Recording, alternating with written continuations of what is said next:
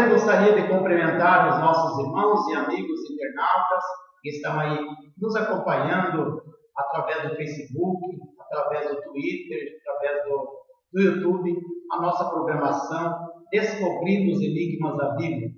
É a segunda série deste programa, que tem tido muita audiência, milhares aí de compartilhações entre nossos amigos internautas. Eu quero desde já agradecer a você que tem compartilhado os vídeos aí, tem aí levado também, transmitindo a palavra de Deus através da compartilhação. Hoje nós temos uma pergunta muito importante, que talvez vai esclarecer a dúvida de muitos irmãos aí que têm colocado aí no Facebook e também no Twitter esta pergunta: como podemos descobrir ou identificar uma seita? Como que eu vou saber se de repente aquela igreja que meu amigo, de repente até eu congrego, o meu colega congrega, como que eu vou saber se essa igreja que ele está frequentando, ela é uma igreja verdadeira ou se ela é uma seita, se ela está ensinando heresia? Primeiramente, vamos entender o que é a palavra seita. A palavra seita, ela deriva-se da palavra airesis, que significa escolha, opinião, partido tomado, ou seja, corrente de pensamento, divisão, escolha, etc. No início do cristianismo, a palavra seita, ela não tinha o sentido pejorativo que tem hoje. Quando o cristianismo foi chamado de seita, em Atos capítulo 24, versículo 5, ela não foi no sentido depreciativo ou pejorativo. Os líderes judaicos viam os cristãos como simplesmente mais um grupo dentro do judaísmo. E a palavra seita, teologicamente falando, ela refere-se a um grupo de pessoas que defende uma tese, uma religião. A palavra heresia, ela nada mais é que uma doutrina antibíblica defendida por aquele grupo que está seguindo aquela tese. Então, trocando tudo isso por miúdo, seita são grupos religiosos ou igrejas que distorcem a verdade bíblica e que não usa simplesmente a Bíblia, ou seja, a Bíblia não é a única fonte de estudo para este grupo. Por que existem muitas seitas no mundo hoje? Bom, um dos motivos é que desde o início, em que Adão e Eva desobedeceram a Deus, e Adão, eles foram expulsos da presença de Deus do Jardim do Éden, o ser humano ele sente uma falta de Deus, ele sente uma falta da presença de Deus, e o ser humano ele sente um grande vazio, e como se fosse uma sede espiritual. Então, por causa da ignorância de muitas pessoas a respeito da Bíblia, acaba então abrindo congregações, ministérios aqui e ali, mas às vezes sem nenhum conhecimento da verdade. A maioria dessas pessoas, às vezes, sem nenhum curso teológico, ou às vezes, de repente, sem nenhum estudo. Pessoas até analfabetas acabam abrindo ministérios aqui e ali. Segundo ponto, muitas igrejas são levantadas porque algum obreiro se rebelou com o seu pastor e saiu daquela igreja, e agora, para não ir ou para não voltar mais para aquela igreja, eles acabam então abrindo para eles uma outra igreja, um outro ministério. E eu conheço muitas pessoas que aconteceram exatamente isso que eu estou falando. São pessoas que, na verdade, eles não seguem os ensinamentos da Bíblia. Seitas são pessoas que não seguem, como já falei, os ensinamentos bíblicos, e eles usam outros livros os líderes dessa seita usam outros livros, como por exemplo, as Testemunhas de Jeová. Eles se baseiam sua doutrina em revista, como por exemplo a Sentinela, e considera-se como os únicos que estão certos. Segundo, seita é aquele tipo de grupo que ensina mentira junto com a verdade. Isso são seitas. Seita também são aquele grupo que não reconhece Jesus Cristo como Deus. E também seria o caso das Testemunhas de Jeová, que não crê na Trindade Divina, eles não crêem na divindade de Jesus. Eles acreditam e eles alegam que Jesus não é Deus, que o Espírito Santo também não é uma pessoa. É uma série de doutrinas, de conjunto de doutrinas que formam uma heresia. Uma seita também são grupos que confiam, por exemplo, no poder de uma imagem, em ídolos, em pessoas que de repente já morreram. Isso são considerados, então, é considerado também uma seita, pessoas que pregam heresia, porque a idolatria é uma heresia. Seitas também são pessoas ou grupos que confiam mais nas palavras dos seus próprios líderes do que na verdadeira palavra de Deus. Seita também são grupos que falam mais da sua própria igreja do que de Jesus Cristo. E eu teria muito a falar a respeito de cada ponto desse. Mas nós vamos analisar um pouco do que é, então, heresia, ou melhor, do que é uma seita. Nós vamos analisar isso passo a passo a partir desse momento. Então, como eu já falei, o que uma seita faz para sabermos se ela está pregando a verdade ou se ela está pregando heresia? Como que nós vamos saber se ela é uma seita? Então, o grupo, o líder daquela igreja, como eu já falei, ele não baseia-se somente na Bíblia para fundar as suas doutrinas. Eles adicionam, eles acrescentam algo a mais no comentário bíblico.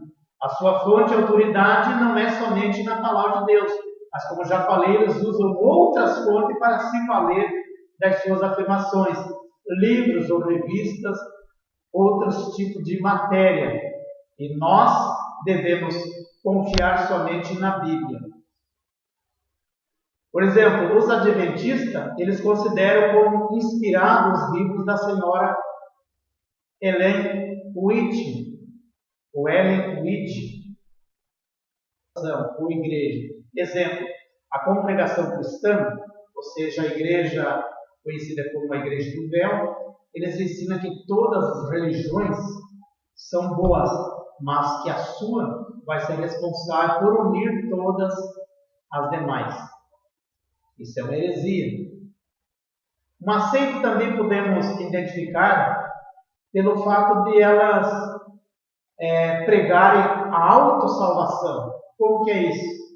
Ou seja, eles creem que Jesus é importante, mas não é tudo para a salvação, porque a salvação é pelas obras. Às vezes até eles repudiam publicamente o sangue de Jesus Cristo. E nós sabemos que a salvação, ela não é pelas obras, é pela fé em Jesus Cristo mediante as obras. Então nós seremos salvos pela fé em Senhor Jesus Cristo. De nada adianta nós fazer obras para receber mérito próprio, porque nesse sentido nós estaríamos anulando o sacrifício de Jesus na cruz do Calvário.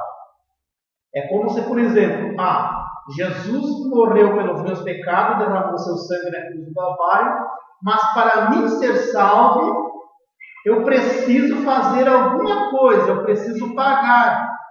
É como você trabalhar e pagar pela sua salvação. Jesus, ele comprou, ele pagou o preço, mas eu também tenho que pagar.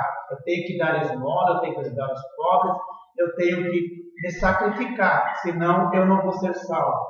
Isto é um ensinamento de pura heresia, porque aí nós estaríamos atribuindo a nós a salvação seria pelas nossas obras, pelos nossos méritos.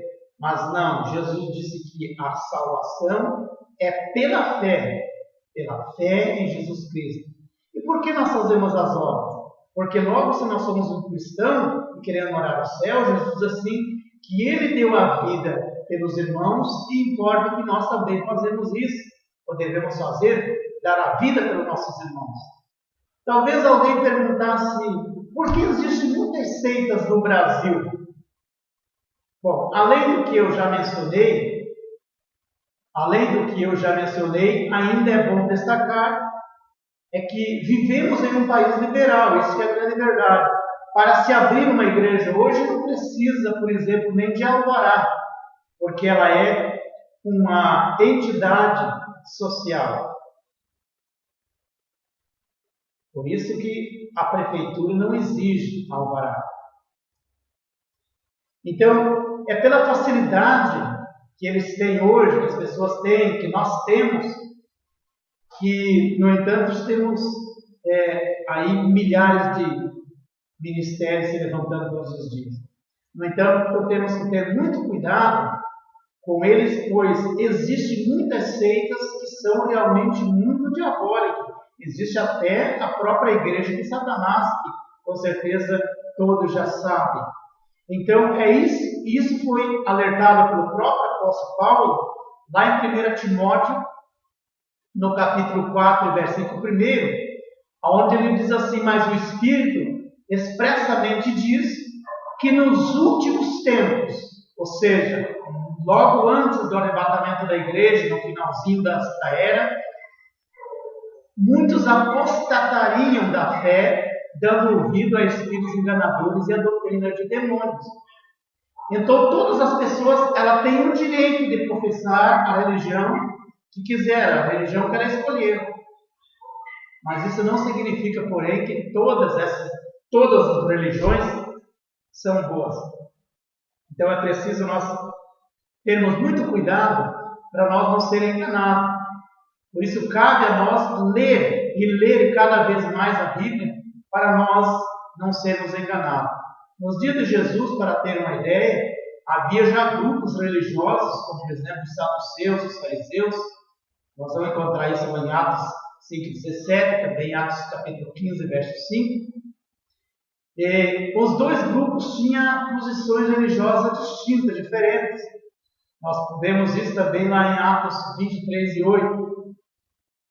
Mas mesmo assim Jesus não os poupou. Jesus chamou eles de raça de víbora. Jesus chamou eles de hipócrita, de filho do inferno, de serpente, raça de víbora, de cobra venenosa. Lá em Mateus capítulo 23, verso 13 a 15, nós também vemos isso, e o versículo 33.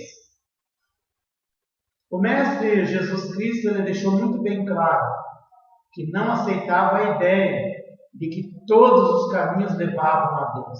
Ele ensinou que existe somente dois caminhos: o estreito que conduz à vida eterna e o largo e espaçoso que conduz à perdição. Só existem dois caminhos. A pessoa está no caminho largo, porque hoje existem várias igrejas. Igreja livre, igreja dos mortos, igreja isso, igreja aquele outro. Você pode entrar do jeito que quiser, fica do jeito que está. Você entra barbudo ou cabeludo, ou com de shorts, de calção, de bermuda, enfim, pode ficar da maneira que você veio lá. Se você jogar, pode continuar jogando. Se você beber, pode continuar bebendo. Venha para cá e fique como está.